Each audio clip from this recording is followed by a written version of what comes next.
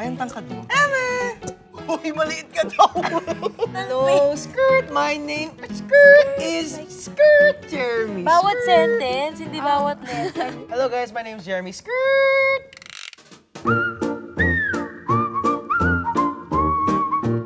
What's up, Team Online? Bumunot na naman tayo ng ating Gen Z terms. Bumunot ka na dyan. For the blank ang person. Saan mo to ginagamit? Parang sa friends lang. For the win? For the win ang person! Ako, bibigyan ko sample. Kumanta kanina si Hope, di ba? For the sing ang person. Yeah, pwede. Ano bang ibig sabihin ng for the blank ang person? Bigyan niyo po ako ng scenario na medyo nakakatawa. May tinga yung friend mo. Shock ng person! Ay! Shock! Ay, sa'yo pala yun.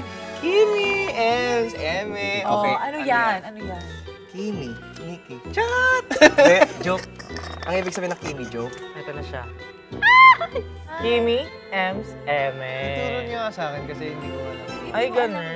Ako magturo sa'yo, be. Ang Kimi is parang ano, or Eme, or Ems. Joke lang, di ba? Let's say, for example, ito, ang mahal nito. Eme! Sabihin ko, ay, ang tangkad mo. Eme! Uy, maliit ka daw! Cards! Susobra na to, ha? Maliit ka daw! Pa-main character. Ay! Ano ibig sabihin ng pa-main character? Yung feeling na parang gusto mo lahat ay tungkol sa'yo. Bida-bida. Pero parang gano'n lang rin siya, di ba? Ganun din So, siya. pag gagamitin mo siya in a sentence. Maraming nagsasabi na ako raw ay pa-main character. Charis. Ako din. Inikutan ka ni Coach Bamboo. Grabe pa main character ka. Hindi siya nga yung main character ng journey niya, Lorraine. Skirt. Ay, Skirt? Di ba yun yung Pakita mga mo, sinusuot ng pakita mga mo sa- babae?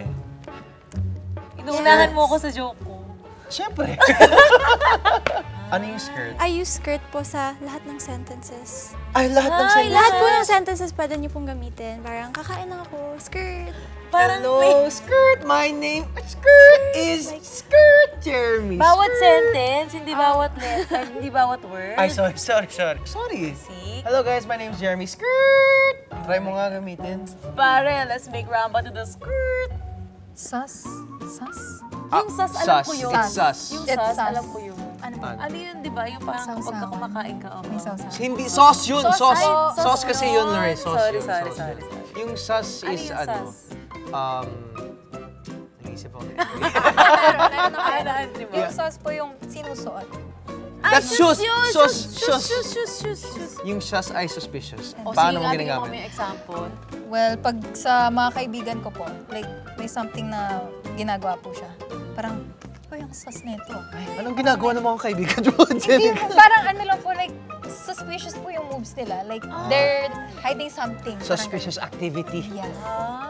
Anong word? Wala Wala pa! Hello. Pag kumakanta ka sa mga mababa. Ay, hindi! Mababang key yun. Mababang key yun. Low-key yung kapag hindi ka naka-caps lock. Ay, hindi! Hindi pala. Low-key Sorry. yun. Para sa'yo, anong ibig sabihin ng low-key? Low-key po para sa akin is pagdating po sa relationship.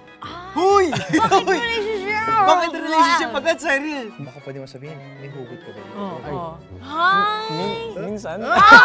Yan, perfect yan Tama. Gamitin mo nga yung low-key in a sentence. I'm low-key having a crush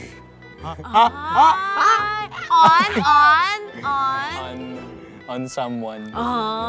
Hindi niya ma-name drop. Someone. Lorraine, kaya mo bang gamitin yung low-key? Low-key, kailangan na natin tapusin tong video na to. Ay. Tama, kaya low-key, maraming salamat sa'yo, Cyril, dahil sa'yo, meron kaming bago natutunan na Gen Z term. Low-key Gen Z term. Low-key. Thank you, Cyril Low-key.